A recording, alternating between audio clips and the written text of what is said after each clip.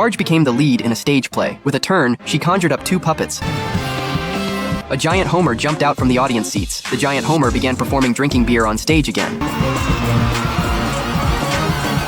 But at this moment, the real Marge backstage picked up a comic book that belonged exclusively to her and Lisa. She wanted to let Lisa be the protagonist of the story for once, so she drew a melancholy Lisa on the lampshade and projected it onto the main stage. The director thought the show was ruined and kicked the lamp away with 1 foot. The stage scene suddenly became chaotic. The giant Homer was also kicked apart. All the audience fled outside. The story has to start from a few days ago, when Lisa was channeling her psychological problems through drawing. Because her drawings were too ugly, her mindset became even worse. Marge saw this and picked up a pen to start drawing. Lisa discovered this was exactly what she had imagined, so she had Marge help her draw while she described the content.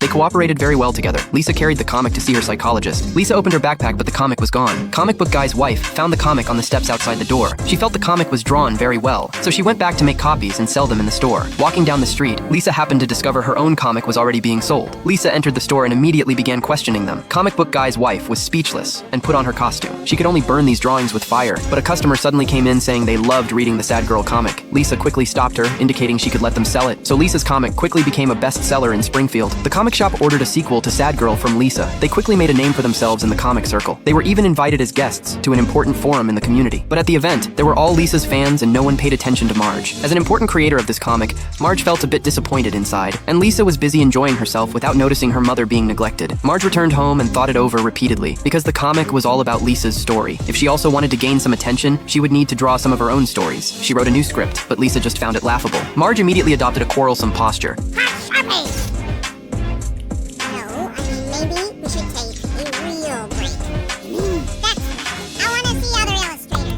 From then on, the two parted ways. At this time, a comedy director came to find them to perform in a musical. What he had his eye on was the combination of Lisa and Marge. The 3 of them were thus tightly bound by the rope of destiny. As a renowned director, his perspective was bound to have unique insights. Unlike other ordinary people who pursued Lisa, what he appreciated was the characters under Marge's brush. So the focus of this stage play wasn't to showcase Lisa, but rather to use the director's approach to present the characters drawn by Marge. This time, Lisa became a supporting character. Can't help it if he wants to focus on the visual part of Oh my god, it's Bart and Grandpa!